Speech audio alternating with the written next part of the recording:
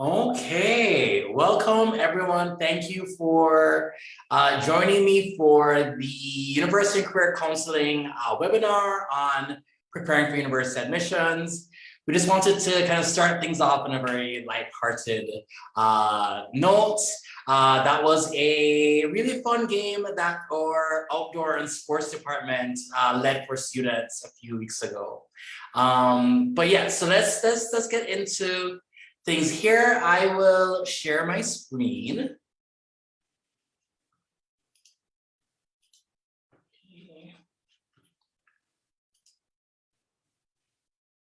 Okay. All right. So we have a very kind of tightly packed agenda for today. I'll try to get this all done within an hour. Please forgive me if this takes a little bit longer. So first, I want to go through the University and Career Counseling timeline.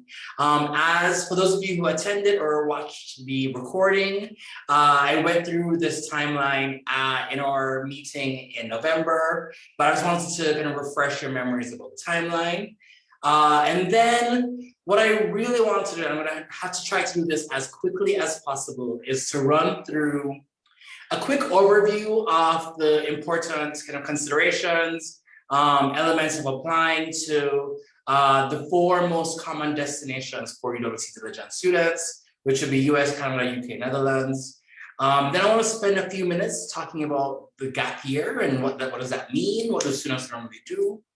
And then I'm going to spend about 20 minutes on a student panel. So we have three students joining us, DP2 students, to share about their own experiences with applying this year. And then finally, if we have any time, we'll do a Q&A. In the meantime, as this session is going on, please put any questions you may have in, I believe there should be a Q&A chat box. A Q&A box or the chat box, and I'll respond to them as we go along. All right, let's jump into it. So first thing, the University and Career Counseling timeline. So in term one, for your students, for your children, we had an introductory meeting where I introduced myself and told them a bit about the University Career Counseling program here.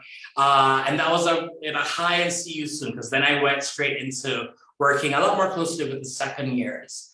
I did have some drop-by time for students to discuss their subject choices with me. We also had some university fairs and info sessions, but mostly in term one, students should have dedicated their time to adjusting to life here and figuring out how to balance the craziness of UWC life. So term two, what have we done this term so far? So in February, I led a lift-off meeting, which was the official start of the University and Career Counseling Advising Program for DP1 students. In term two, I've met with individual students, about 30 minutes. I asked them questions about themselves to get to know them a little bit, and then gave them opportunities to ask me any questions. So I've met with over 70 DP1 students. There are a few that I still haven't met with. I'm hoping that they'll schedule that meeting with me soon for the end of the term. In term two, I've also introduced our university application platform, which is called Maya Learning. It's a really great resource for students to do some of their university research, but it's primarily the platform that we use to organize and kind of manage the university application process. So when students are asked for their final list, that's where they should put them. When we're sending transcripts and recommendation letters, especially to US and Canada, we do that through Maya Learning. So students should have started exploring that platform, and they'll become a lot more acquainted with it as time goes by. As a part of that platform, there are a few personality and career assessments that I've asked students to do.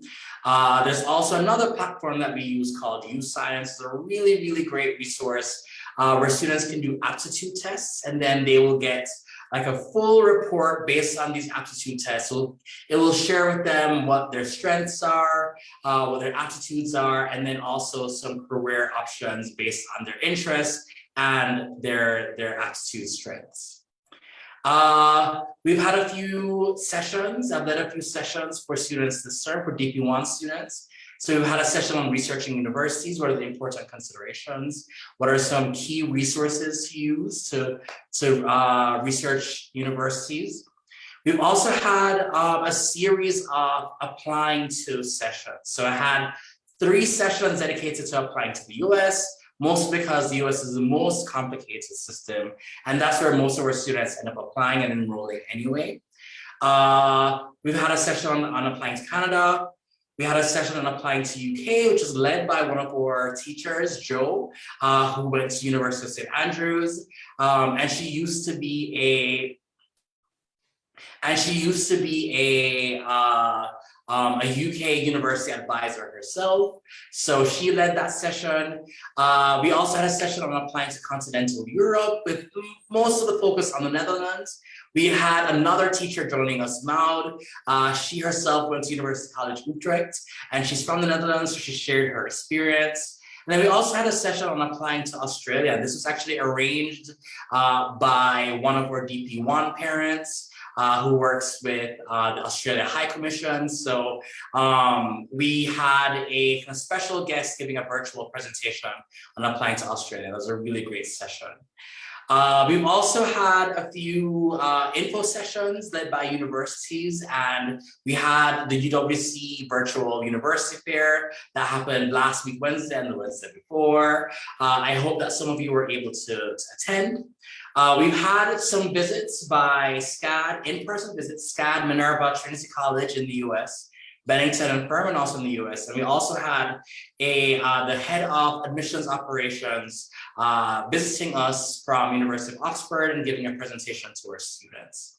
So we've had a very busy term so far. Part of what students should be doing this term as well is thinking about their summer. So in my meetings with students, I've been asking them what their plans are. It's great. Lots of students have some really, really great plans. I hope that they can execute them and really just have a super productive summer. So what should they be doing during the summer? What should your children be doing? So these are my suggestions. They should be doing something regarding exploring their academic or co-curricular interests. So what do I mean by that? If they're interested in psychology, summer is a great time to do online courses or to do some reading around psychology. There are different academic programs that they could potentially take. There are different, as I mentioned, online courses, reading. If they have interest in doing community service, then they can create their own community service program or get involved in some way. Summer is also a great time for them to really delve into university research and start putting together a draft university list. Summer, I've been encouraging students to spend this summer having some potentially difficult conversations with you, their parents, about the family's budgets and affordability. Because of course, that will have a factor on what universities and where those universities are, what universities they'll be applying to. Summer is a good time to kind of start thinking about the financial aid process. Start gathering any important documents, start working on the financial aid application itself, just at least familiarize yourself with it. Next, students can begin working on application essays. Certainly they can begin working on the common application essay. Those prompts are available, so they can definitely get working on that. They should work on their EE and their IAs, and I'm sure our second years who are here can attest to the value of using the summer to get working on those kind of big IB related tasks, because term 3 can really be a pressure cooker, especially if students intend on applying to university during that term. So whatever they can do to ease some of that stress, some of that pressure during the summer, they should be doing that. And then amidst all of this, hopefully, I hope that they'll be able to find some time to rest, relax, go traveling with family, go see, their grandparents, but truly just find some time to energize themselves. They have, how long? About June, July, a little bit in August. So that's plenty of time for them to be able to tackle these different things and get some rest and relaxation. All right, term 3. So term 3 will be the start of their DP2 year.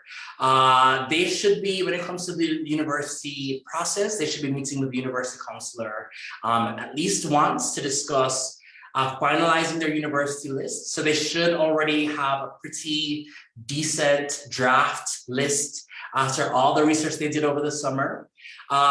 So they should be finalizing their university list with the university counselor, talking about their application plan. Will they apply somewhere early, or do they prefer to kind of wait and apply a regular? And then any other questions that they may have, they can ask.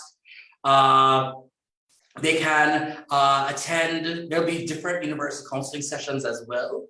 Some more focused sessions on filling out the application, writing essays, applying for financial aid.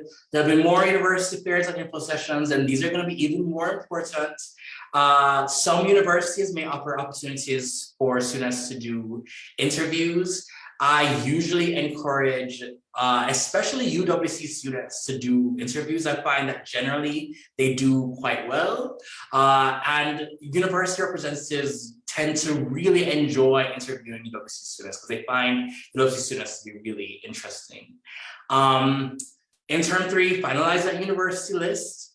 And then if the student is feeling fully prepared, then they can attempt to do an early application.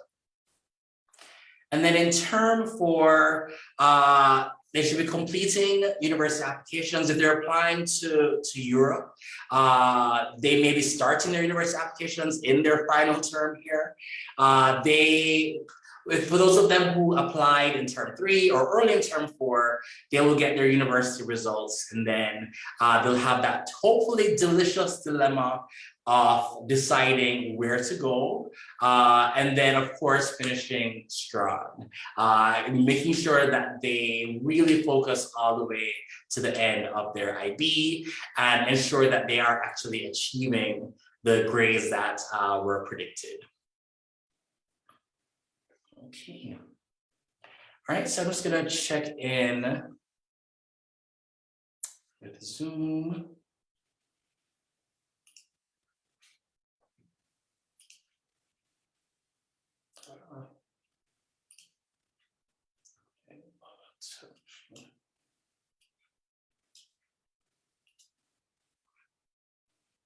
Okay, all right.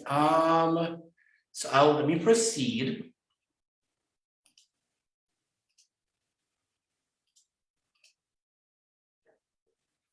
Okay, so I'm going to quickly try to run through an overview of the most popular university destinations. What are some of the important considerations?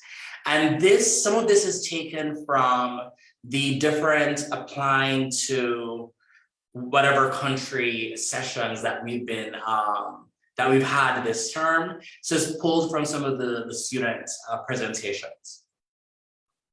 All right, first we'll start with the US, which is by far the most popular destination for our students.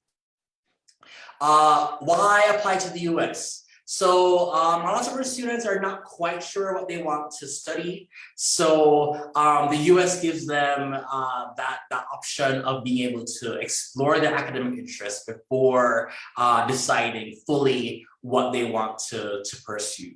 So there's that liberal arts curriculum, of course, well-recognized education. There's a wide variety of institutions. So you'll find your big research universities, but also your smaller liberal arts colleges with their smaller, more tight-knit communities.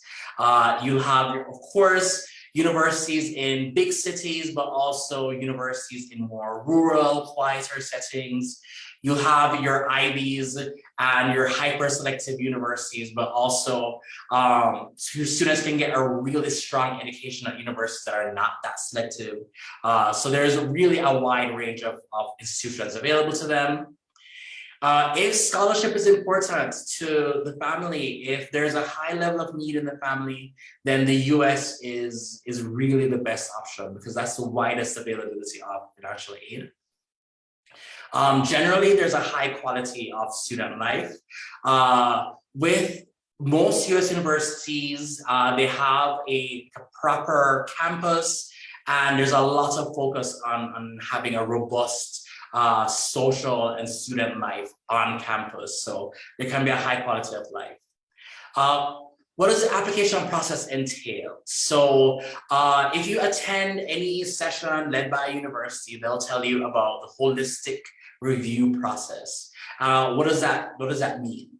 So what that means is they're looking at a combination of academics. So they'll be looking at the UWC Diligent term grades, as well as IB predicted grades. They'll also be looking at grades from at least the 2 years prior to UWC. They'll be looking at recommendation letters to get a sense of what the student is like in the classroom or in the school community. So those recommendation letters will be written by 2 teachers that the student needs to select and request of the teachers, and then the mentor as well. Essays, so that's where the student's voice shines through. So universities want to hear from students themselves about their own experiences and their own backgrounds and values. And then also universities will take a look at extracurricular activities. Of course, the most selective universities will be looking a bit more closely at these activities. They want to see consistency, they want to see achievement, accomplishment, they want to see leadership. These are all important factors. So each university will take a look at all of these different elements and then come to a decision. In terms of the actual application, most universities will accept to the Common App, and that's the easiest route for students to apply. There are some universities like MIT, like Georgetown, iRoll that do not accept the Common App, but most will. With the Common App, there's one main section where students will be filling in their biographical data. There's one main application essay that goes to all the different universities. But also within the Common App, there is a specific section for each university. There, the university will ask questions that are specific to them. So they may ask, do you have any family members that have attended our university? What major would you like to pursue at our institution? Then in that specific section, they will also ask short answer questions or for supplemental essays. So this process really can be quite time intensive. And I think some of our student panelists today will be able to speak to that. General deadlines, if you're applying early action, early decision, that's usually November 1. If you're applying regular, then that's usually beginning of January. So these are very general deadlines. It's very specific to each college or university. Costs, as many of you may already know, the costs to apply to the US are truly astronomical. It's at least 50,000, it can go up to 80. I think some tuition or some costs of attendance are approaching 90 at this point. So the costs really are a lot in the US, but the US is where you'll find the most availability for financial support that comes in the form of need-based financial aid, and in some cases, merit-based scholarships. And as I'm talking to the UWC community here, so there's also the UWC Davis Scholars Program that really helps with the affordability of universities.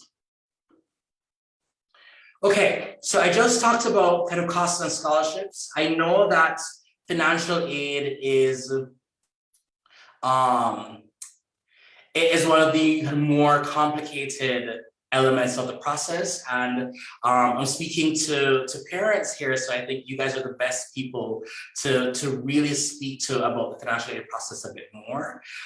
So I'm going to go through the just some super basics of financial aid and how it works with the US. And then I'll also discuss the Davis Scholarship Program, because I want to make sure that each family has a clear understanding of how the Davis Scholarship works.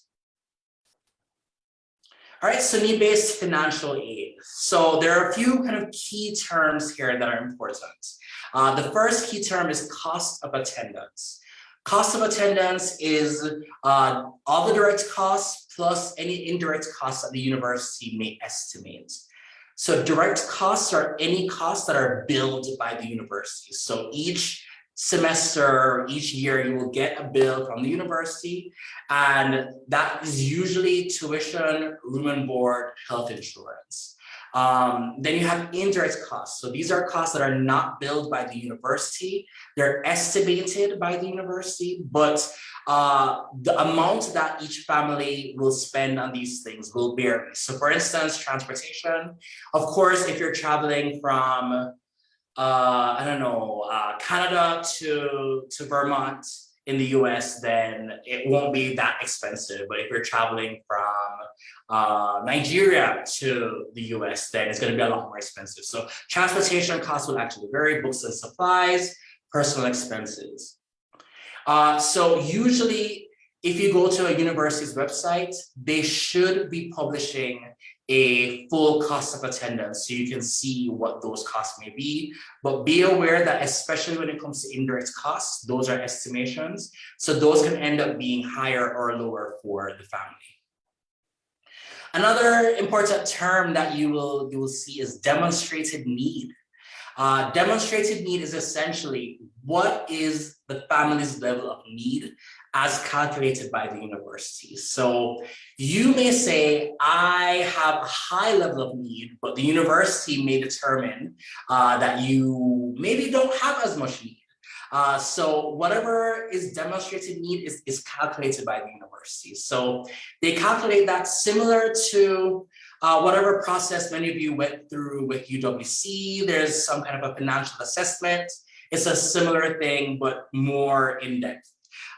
So you will fill out these forms and provide documents, supporting documents, and then the university will use all that information to come up with what they believe is your demonstrated need. So they will look at your family's income and assets will vary. So any savings the family has, businesses, property values, especially if you have multiple properties, investments, things like that. And then that will be against any family expenses and debts. So any loans that you may have. Another important term is expected family contribution. So this is the little formula here. So whatever is the full cost of attendance minus the university's calculation of your family's demonstrated need, that will give you the expected family contribution, which is exactly as you see it there. So it's essentially what the university will expect for the family to pay. For a lot of our students, expected family contribution is 0. They have a very high level of need, and there are tons of universities on the Davis list that will support students through that. Many US universities, not all, I just want to be very clear, not all, but many US universities, especially many of the ones on the Davis partner list, will meet 100% of demonstrated need. So they'll do that through a variety of different, different elements. So university grants, which is free money that the university is giving from its own pockets. The Davis Scholarship, which is coming from the Davis Foundation. On-campus employment. So there's some elements of on-campus employment in the financial aid package, and then in some cases there may be loans. Thankfully, many US universities are moving away from including loans as a part of any financial aid package, but there are a few that still do. All right, so I quickly want to talk about the Davis Scholarship Program, just so that we're all on the same page about how this works.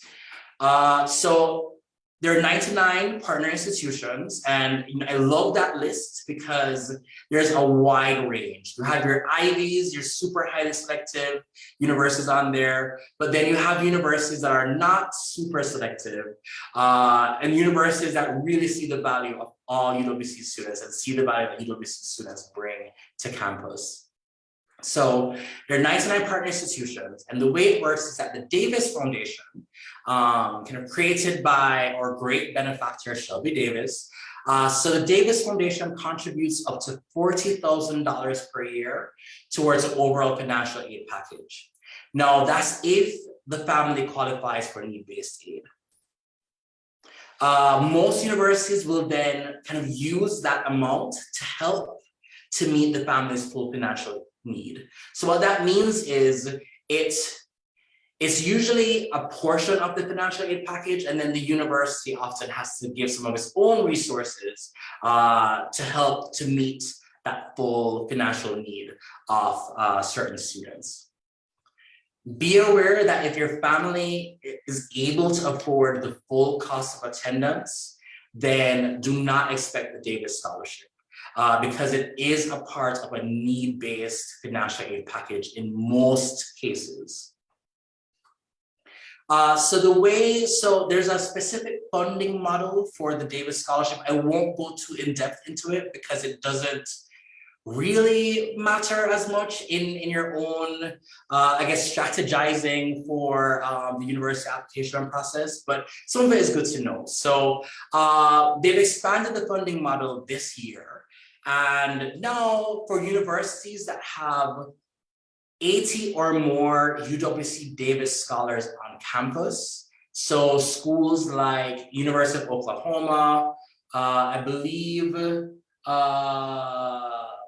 Lake Forest, St. Olaf, I think should be in this territory. So there are a few universities that are in this range. So they're getting up to $40,000 a year from the Davis Foundation and then passing that on to students. But then for universities that have less than 40 UWC Davis scholars on campus, then they're only getting $10,000 per year. These figures should not matter to you as much because at the end of the day, these figures do not affect the level of financial aid that you receive from the university. That is strictly just between the university and the Davis Foundation. Whatever financial aid package you get from the university will be determined strictly by the university. So it's possible that I don't know, a student goes to University of Oklahoma, but if the university determines that the student only needs $20,000, then the student will only get $20,000. They won't get that full $40,000 of Davis funding. So at the end of the day, it's all about what the university determines financial need to be. So I hope that kind of helps to explain things a little bit. Because the funding may change from year to year, the Davis funding itself, the advice that I and any university will give to UWC students is to not report the Davis Scholarship on any financial aid forms. The university will figure it out. Or if they don't, the student can send an email to the university afterwards. But the university will know that it's a UWC student and then make any necessary arrangements with the Davis Foundation. All right. Okay, I'm just going to take a beat and just check in with Zoom to see if there are any questions. Actually, I think I'll have to do this later because I can't see the chat box. Okay. All right, I'll quickly run through other destinations. Okay, Canada. So Canada has become increasingly popular, especially in my time here. Of course, high quality of life. Let's see, I chat there. Okay, high quality of life is considered to be one of the safest countries in the world. You can find a variety of different climates and environments there, which is quite nice. Canada actually wants international students. They are courting them, unfortunately not with money. We wish some of that courting included, money. But they are open to international students. They want international students, and they tend to have friendlier immigration practices. Great co-op and internship opportunities. There are a ton of universities that will include co-op opportunities within the structure of the academic program, which is quite nice, because then that's a great way for students to get work experience before they actually graduate and enter the job force. Tuition is still can be quite high, but compared to the US, it's quite affordable. Application process is a lot simpler than the US, so I encourage students to look at Canada. Application process, so they're mostly looking at the UWC term grades and predicted IB grades. Recommendation letters and essays not usually required, which is great. It makes it a much easier process for students. For Ontario universities, they do have a single application portal, the OUAC, which counts as one when it comes to the 10 university limit that we have. Otherwise, if a student is not applying to Ontario, they may have to apply directly to each university, but that will vary. So I believe BC, the province of British Columbia, they have their own centralized application system. So that will vary, I think, from province to province. General deadlines, there's a general deadline of January 15 for some programs, but otherwise it's rolling. Costs, as you can see, tend to be much lower, although they can be quite expensive.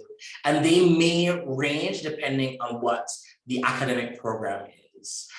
So what I would suggest to any family considering Canada is to do that research on each individual university. Usually there's a cost calculator on the websites of each university. You can do that and then figure out what the actual cost will be. Be aware that for the Canadian study permit, you need to be able to show an ability to afford at least 10,000 Canadian dollars for living costs. But of course you want to budget for more. So just be aware of that as well. In terms of scholarships, there are tons of these small one-time merit scholarships. They call them entrance scholarships. You get like a 2,000 Canadian dollars for your first year, but then that's it.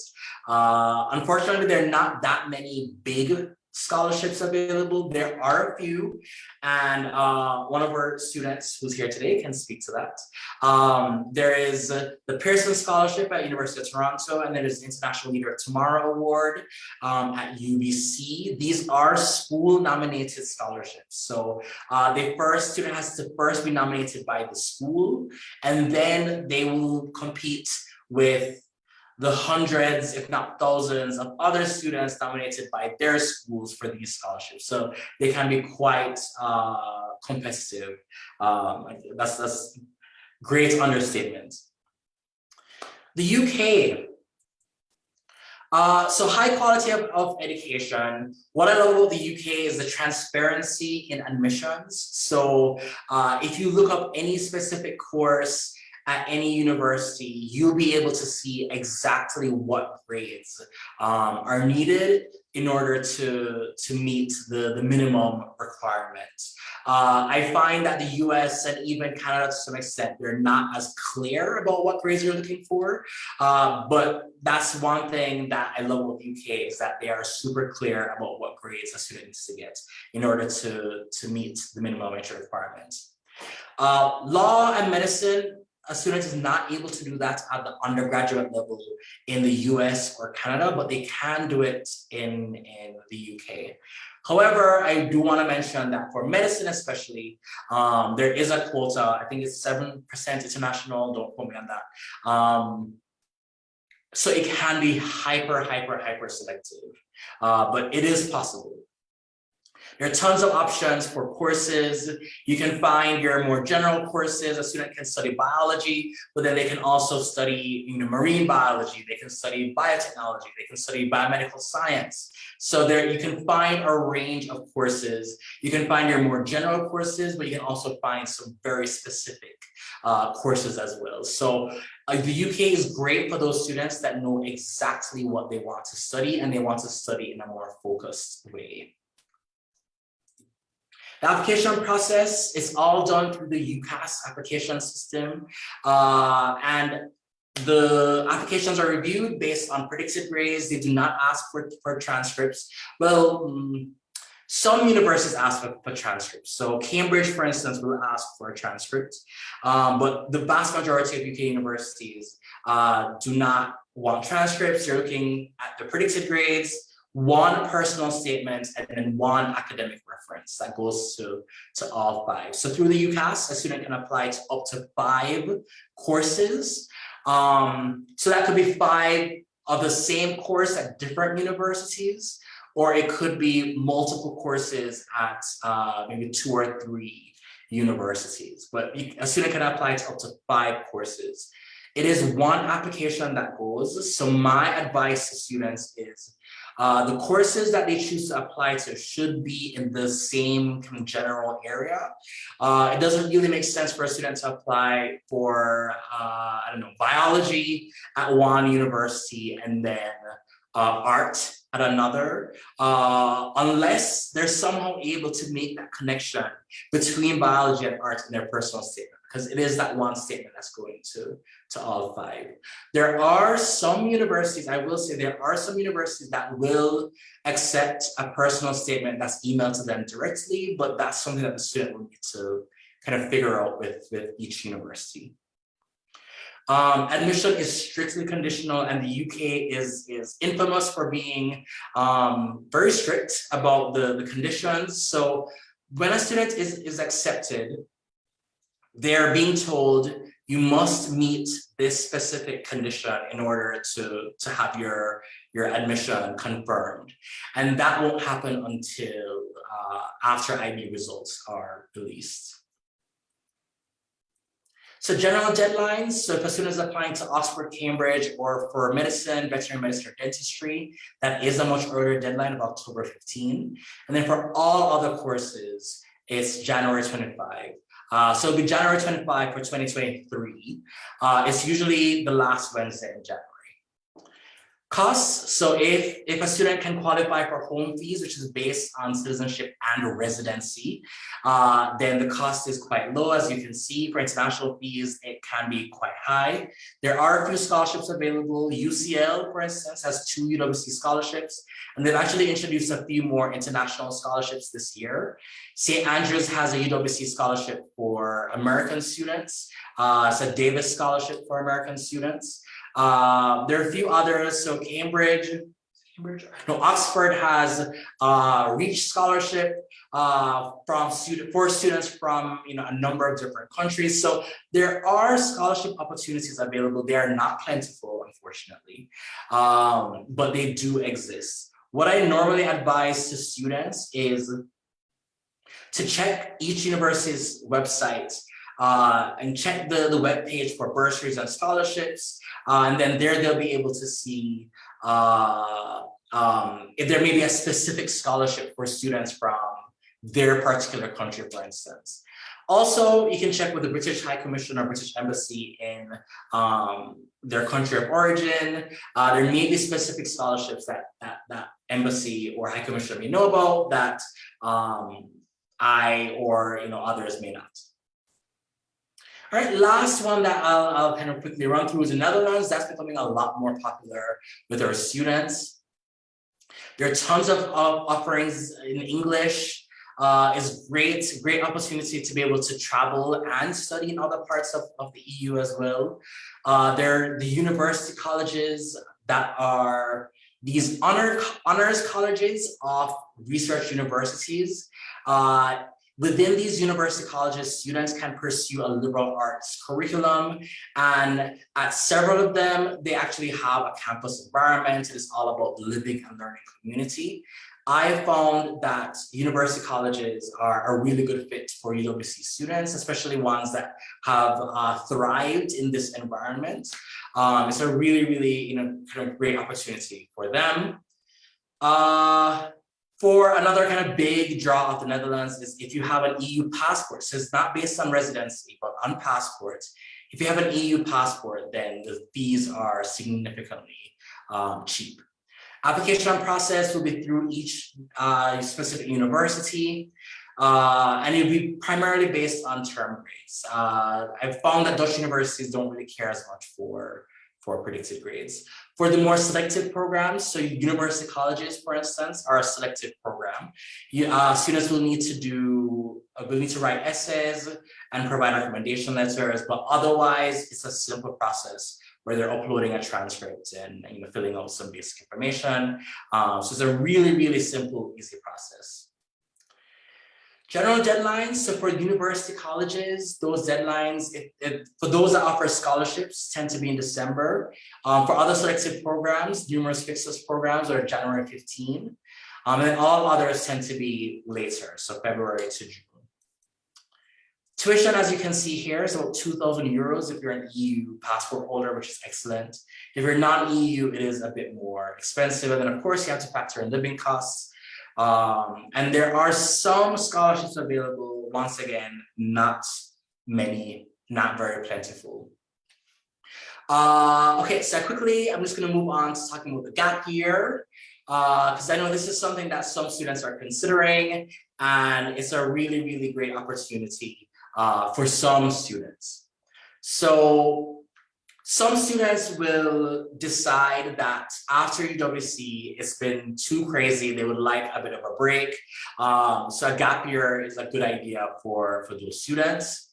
It's a great kind of opportunity for students to have that space and time to do that further exploration into their academic and extracurricular interests. So I have some students that may say, I don't know what I want to study, but then they can spend that gap year kind of doing that further research and then come to a decision.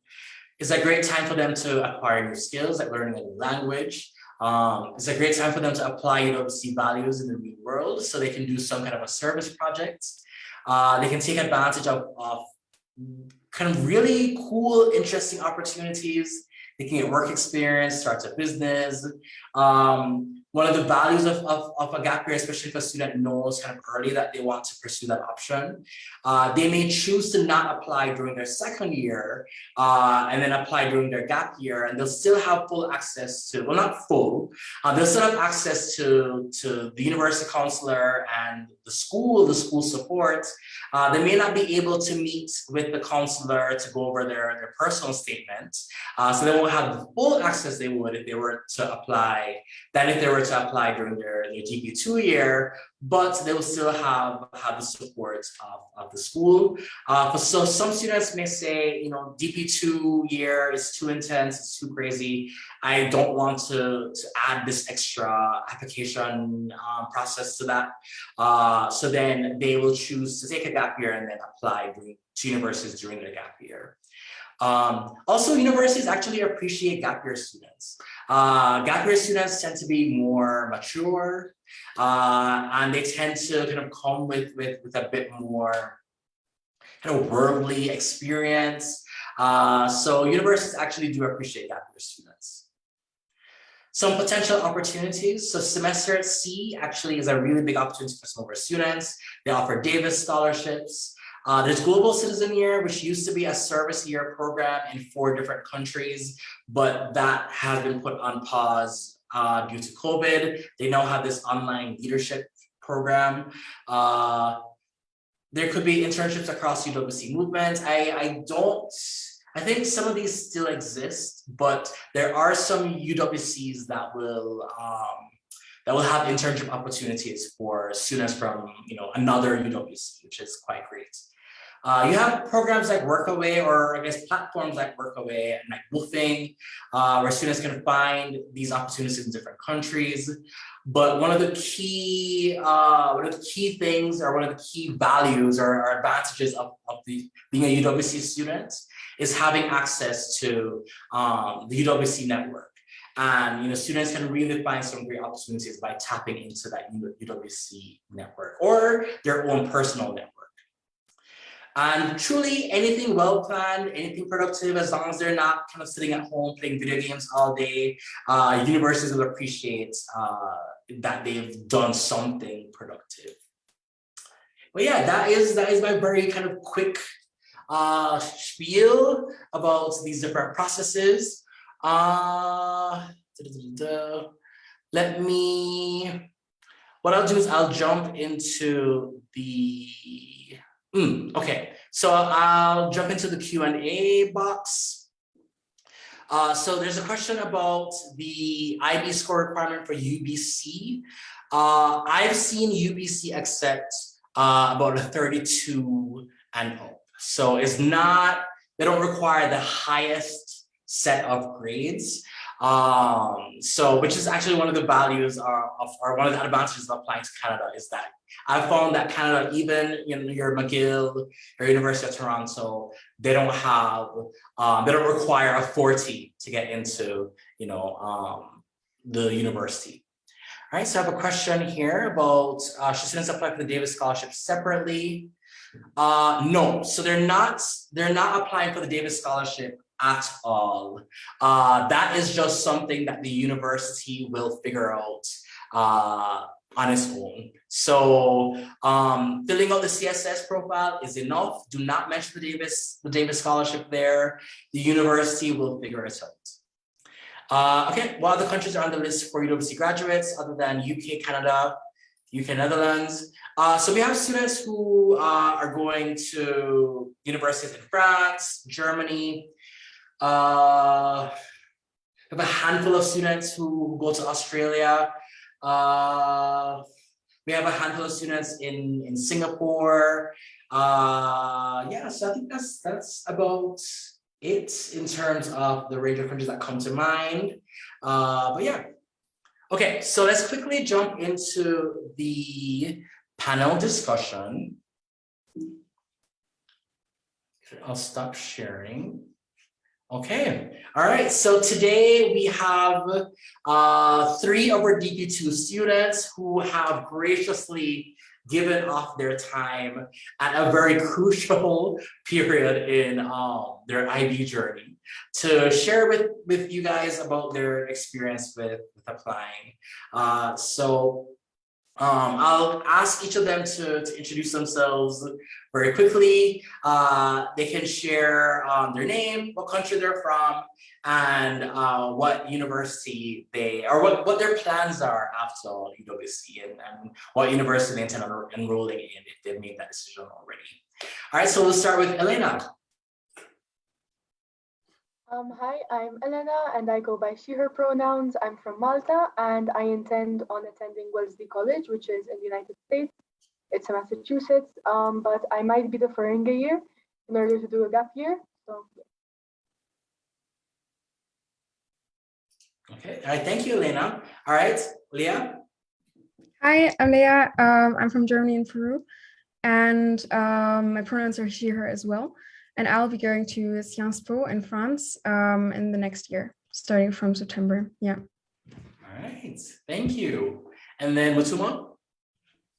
Hello, everyone. My name is Mutuma. My pronouns are he, him, and I am from Kenya. And I'm planning on studying a combined major in international relations and political science at the University of British Columbia in Vancouver, Canada. Okay. All right. Thank you all for joining us. The first question I have is, what you feel comfortable sharing, what universities did you apply to? And I think I'm more interested in what drove your decision to apply to these different universities. So was your focus on the academic program? Was your focus on social life, the location of the university? Elena, you go first. I was looking at a combination of schools both in the United States and in Europe because I would be able to attend the Netherlands at a good price. So I tried to apply for US universities that I thought or had specific courses which weren't available in the undergraduate level in the Netherlands, more specifically cognitive science and linguistics, which isn't so available in the Netherlands, or else requires a maths requirement, which I didn't have. Apart from that, I was looking for universities with a really strong community and a really good outreach program to be able to be of service to the community or to have outreach into different internships and volunteer opportunities with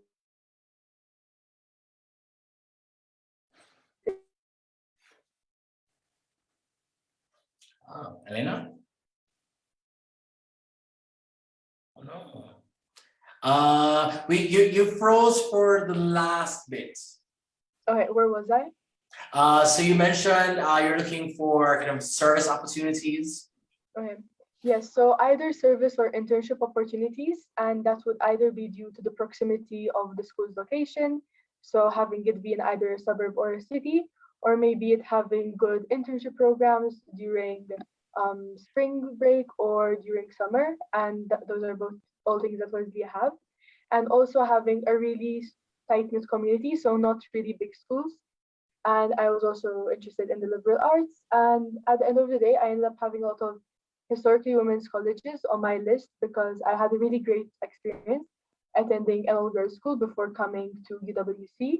And most of the historically all women's colleges are now gender diverse and they're very inclusive places, be it of sexuality and genders, as well as um, colorism and different social groups. So they're quite good with financial aid and they also have good ties to other universities around them. So it's like a common fear is that, oh, you're going to be locked in or closed in a bubble of only females for 4 years. Well, to some extent, yes, but also really no, because all of the colleges that I was applying to had really good partnerships with other colleges in the nearby areas, as well as good exchange programs. So you're very easily able to cross register at other Great, thank you, Elena. All right, Leah. Yeah, so I had a very long journey over the winter break thinking about where I would like to apply. And I was at first thinking of applying to the US, and then I started realizing that the liberal arts system is not my thing, and that I think I wouldn't want to live in the US for 4 years and like study a variety of subjects because I already knew what I wanted to study to a certain extent. And so I applied to some law or political science courses in the UK. I applied to France, and I was thinking about applying to the Netherlands as well if I would not have gotten into Sciences Po in France. Yeah, so like what I liked about France and why I chose Sciences Po is because of the kind of broad first year that you have. So it's not like liberal arts in the sense that you have to take chemistry, for instance, again, but I would like to explore the humanities more. So I can study economics, I can study a bit of law, I can study political sciences, and then I choose my major in the second year, which most probably will be politics and government. So kind of a combination between politics and law. And it's a 3-year course. So I'm like in France for 2 years, and then I'll go to another country for the 3rd year, which is also very well financed by the school's financial aid. So it turned out to be like my favorite choice, and I'm happy to have committed to Sciences Po Paris, and I'll go there in the summer. Yeah. All right, great, thank you. And Mutuma, tell us about your journey and how you ended up applying to the university. Yes. So a lot of the countries on my list were in the United States and in Canada as well. The reason I chose these 2 particular countries was because of the quality of education that they were offering within the area that I wanted to study. So a lot of stuff with development, international relations, economics, etc. Something else I was looking for was a city life experience. Having grown up in a city, which is Nairobi, I really enjoy the vibrancy and the excitement of living in a large city. So a lot of the universities that I applied to were in cities, for example, Lake Forest in Chicago or Macalester in St. Paul. And with that, sort of living within a city, I was also looking at the diversity of the city, not only with sort of racial diversity, but also diversity with socioeconomic classes, diversity of opinions and thoughts, whether in regards to politics and all of these different interests. So having, spent the last 2 years in a UWC community and being surrounded by people from so many different places, I was still wanting to experience that multicultural experience within my university experience as well. And with that, I came to understand that a bigger school would likely offer me more opportunities to meet more people from more niche communities from around the world. So that was a huge part of the decision-making process for me. Something else that did come into mind was the weather, which a lot of people don't really consider, but weather was very important to me, having grown up in Kenya on the equator. I was very used to warm weather. So coming to Dilijan and experiencing winter for the first time was a bit of a shock. So I did lean towards countries that did have less harsh winters and more, all-round good weather throughout the year. All right, thank you. I love how thoughtful you guys were in this process. And I think, that's part of why you guys have been, so successful. Another question, so you guys have been successful, but how was this actual process of applying? How was the application process? How did you manage? Did you manage? And are there any tips, I guess, that kind of worked for you in the process that, maybe parents can share with their children, they should do this to kind of manage the craziness of the process? Elena.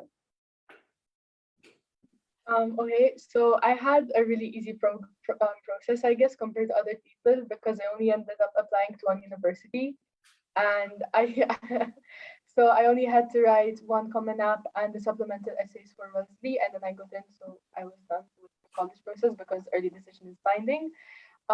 What I would say is be sure of your uni before you sign. If you're thinking about doing early decision, be sure of your university before signing that binding letter, and just think, really, is this going to be a place for me? Is it a balanced place?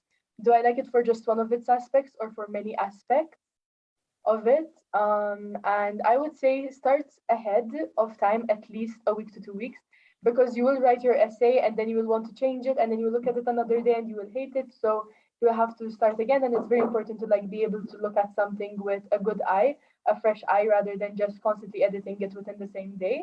So I think that's very helpful. And also linking it back to having really good reflection process before starting your essay, and thinking of yourself as a person, how you would fit into the community of people, reaching out to universities and asking lots of questions to either students who are studying there or the administration counselors from the university itself. So things like that. And for any parents, I mean, my parents weren't really involved in my college acceptance admission procedure because it's just not something they ever thought was possible in Malta, and not something they had experience with. So they were just really supportive, and they were just good with whatever I was doing. So I think that's a really good thing to be when you're just supportive.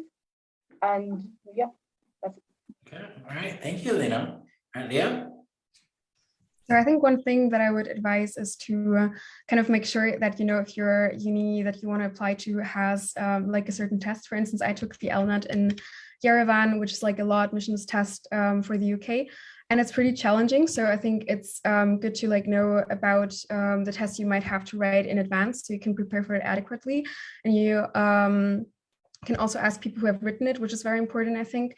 And that's the second point I would emphasize is to reach out to the kind of network that we have, because I feel like, especially if you're here in school, you sometimes think that it's easy to feel alone in the admissions process because it's so tough and everyone's working on their admissions essays and everything.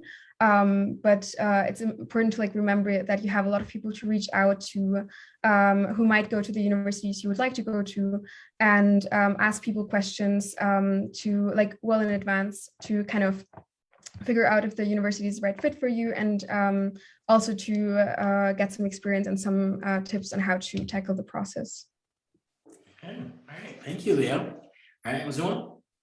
Yeah, my process was very stressful, very long, And there was a lot of mental breakdowns throughout the entire journey of it. I did do a lot of early applications as well as regular decision applications as well. So my process began in October and ended in mid-January, which had a lot of essay writing because I applied to 10 universities. So it was very stressful, but the results were pleasing, so it was not in vain. Something that I would advise to you as parents of students who are going to be applying to university is reassure your students. I think what really got me through the whole entire process is getting that support and reassurance from my family. Sometimes it was large things like going through my essays with me and, you know, letting me know that this is good content. What you're writing is true. It is reflective of who you are. And those simple, you know, statements and points and words of affirmation that you can give to your children will really boost their morale, especially in the entire process. So be there with them, help them with writing their essays, answer any questions that they may have, but also make sure that you allow them to sort of take this journey on their own as well. While you are there to support them when it's necessary, allow them to sort of venture and think critically on their own, because this is where they are going to be for the next 4 or 3 to 4 years, depending on the country and program of their lives. So the more you allow them to become independent and think about these different areas that are going to influence their experiences, allow them to sort of be able to think critically about that and then come to you and say, this is what I'm thinking, what is your opinion on this? That way you sort of get to still be in touch and know sort of what's going on in your child's life, but you also allow them to develop that independence that they will need for their university experience. Okay, thank you, Musuma. We have a question here from a parent asking about pros and cons of applying early. I could answer that question, but you know, two of you went through this process of applying early, specifically to the US. Can you get, according to your own experience, what are the pros and cons of applying? And maybe you can share a little bit about the difference between early decision and early action. Either Elena or Mutuma, whichever one wants to tackle it. Uma, good. Right. Go Elena. So basically, first I'll start off with the difference between early decision and early action. So early decision is a binding agreement, meaning that you can only apply to one university with this under this early decision agreement. And it means that you will have results coming out earlier. And also by doing the early decision agreement, you are showing to the school that you are committed to the school, meaning that in certain pools, acceptance rates are higher. And this is usually, though it's quite an evening out situation, because while acceptance rates tend to be higher, this is because people applying tend to be more qualified, or they are really sure that they are a good fit for the school, and it actually is, and they might have more qualifications and things like that. So while admissions rates are higher, it tends to be because people are more qualified for this college or program that they're enrolling in. Early action, on the other hand, doesn't have the binding agreement. So you just apply early and you get your decisions released early, but there isn't this binding agreement where you have to go to that university after you apply to it. I didn't mention this before, which was very bad of me, but if you apply under the early decision agreement, it is a binding agreement, meaning that if you get selected to attend that university, you will be expected to enroll there and you have to go there basically for your university.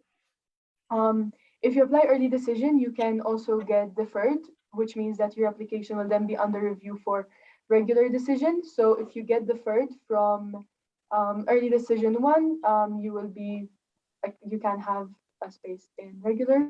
So that's that. And there's also early decision 1 and early decision 2. Early decision 2 results are released a bit before regular decision results are released, and it carries the same level of commitment to the university.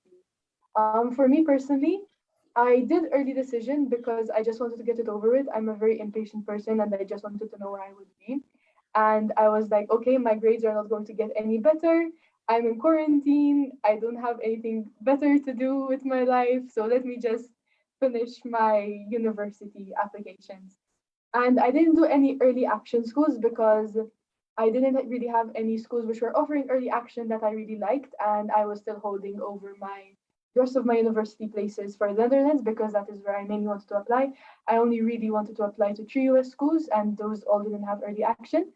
So yeah, and for me, early decision, I'm quite an indecisive person. In fact, I think 2 nights before my early decision deadline, I emailed Harvey. I was like, "Hi, can I please change my early decision school?" And Harvey was like, "Are you crazy or are you crazy?" I was like, "Never mind. I will stick to it." And like sometimes you do, so be really, really sure. I didn't regret it in the end. I'm very happy I get to go to Wellesley, but just be really sure beforehand and don't give your university counselor any heart attacks. So I think it's really good to do early decision in some extent if you are either really, really like university or you just don't have a top university. In my case, it was I didn't have a top university. I would be completely fine anywhere. So I was like, I will try to apply to the one that I most likely won't get into, because doing early decision will provide me the best chances of getting in there. And also they might have more aid to give because it's still the first round of applicants. So that was also a very big factor for me. And it's very good to have that certainty and throughout the rest of your term, but it can also cause, like for me, it did cause some pressure towards the first quarter of fourth term, where I was like, oh, I got into this really amazing university now, I have to prove myself even more. And I sort of kind of ran myself into the ground, but then it evened out and now I'm fine and I'm studying for my big exam. So Yeah. Thank you, Elena. Do you have anything to add?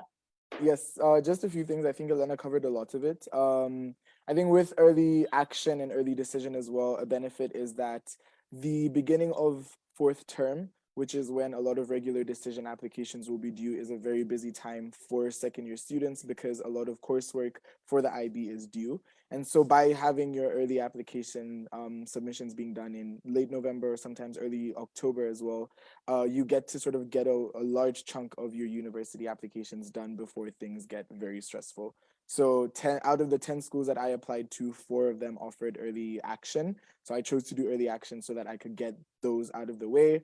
So by the time I was entering fourth term and over my winter break as well of my second year, I had more time to focus on my academics rather than university applications. So it was just a bit more of a balance in that regard. And like Elena said, doing early action or early decision shows that you have an interest in a particular university, which does in some cases increase the likelihood of you being selected. So that is one of the pros. The only con that I could see in the entire process is third term as well is very busy for second year students, and sometimes the pressure of having to meet academic requirements and also do your university applications can be extremely overwhelming. So that would be the only con that I would see with the early admissions process. All right, thank you. And then we'll just do one more question. There's one question that came from the parents. How did the UWCD counselor, I guess that would be me, but let's expand this to the community, the UWCD community. How do they help you with your respective decisions? And then they're also asking how and when did you start interacting with the counselor? And then it's a really interesting question. Did you can feel free to share if you feel comfortable. Did you visit or did you go to any outside counselors? Do you rely on any outside counselors in this process? Right. I don't know. Elena, I'm going in alphabetical order. okay, so I think I think for me, I started really talking to Harvey in third term, because this is when, I mean, I had a list of universities that I wanted to apply to in second term. And by the time third term came around, I had completely changed my mind. So that is really when it was kind of like an intense short amount of time where I was having quite constant meetings. And Harvey really helped because, and I'm sure that other university counselors will be able to help with this, because they have experience with people who went to those universities or people who are applying to those universities. And I assume that they see some similar qualities in people who are applying to a specific university. And I know that there are also good bonds between UWC counselors and counselors of the specific universities. So they would have had the opportunity to visit the university, to speak to counselors about the specific characteristics or qualities they were looking for in students. I remember that I was between Bryn Mawr and Wellesley, And Harvey had told me, oh, well, this Wednesday person would describe somebody who goes here as Hermione. If Harvey had asked the question one day and they had answered Hermione. And it just kind of helps to sort of match yourself into what the college is looking for and whether you would fit into a college. And I guess the UWC community as a whole, or maybe some specific mechanisms that we use, is Maya Learning. And that really helps because you are able to see concrete data of people who got accepted and the history of the school and what type of grades you need. Which really counselors are usually very knowledgeable about the type of aid institutions are willing to give and different institutions and how generous they are with their aid.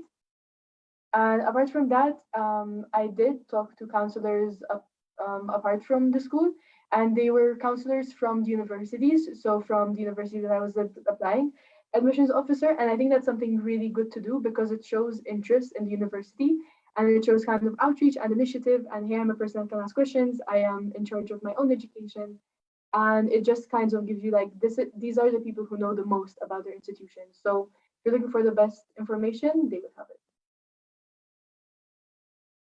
Thank you, Elena. All right, Leo. Yeah, so like what I really liked is how supportive the whole community was throughout like the university application process. For instance, when I was applying to the UK, my mentor Joe, who also led the UK university session, was super helpful in rewriting my personal statement drafts. I think I had like 10 drafts at the end, and like working through every small bit that seemed insignificant to me, but like having someone else read over it and give you another perspective is what really made me polish my essay.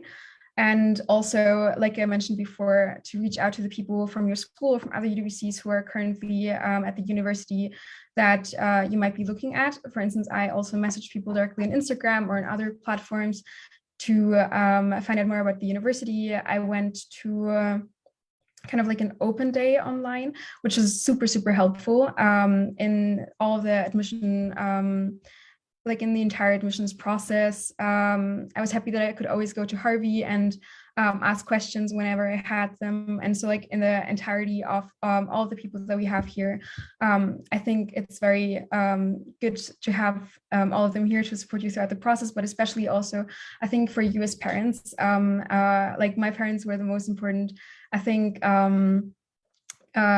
support for me throughout the entire process, calling them, and having your parents as like a support system is very important because life is so stressful and the entire like university process is very intense. So I think it's good if like you as parents can give your children as much support from home as possible together with the support we have at school. I think that's very valuable, and will get everyone through the process, I think.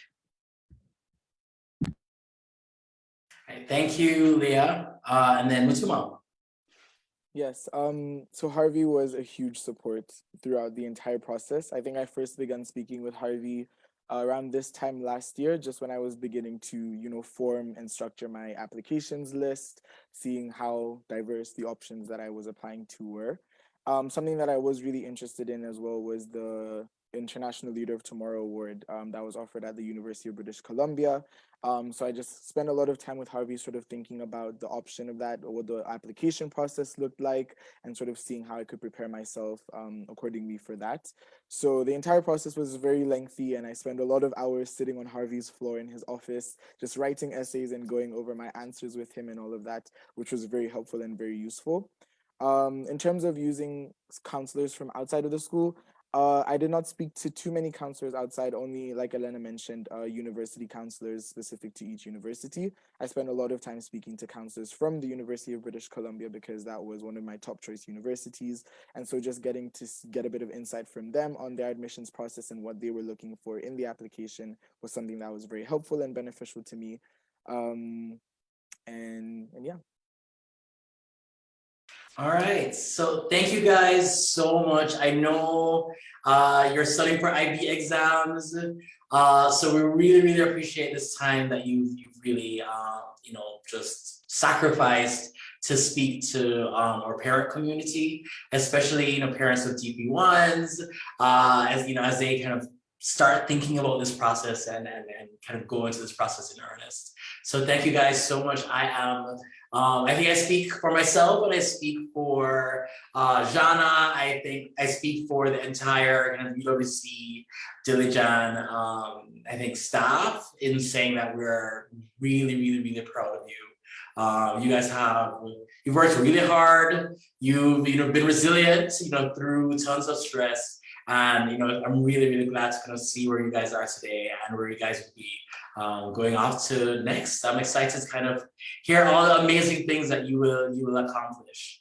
So thank you. All right, and that will be it for our parent webinar today. Thank you to all the parents for joining us for this session. I hope you gained a lot, you learned a lot. If you missed something, you can watch the recording of this. I will send out the presentation slides, so you're able to review that. And if you have any questions, you can send me an email at h.miller@uwcdilijan.am. Yeah, so thank you guys so much. I hope you enjoy the rest of your day, evening, night. See you.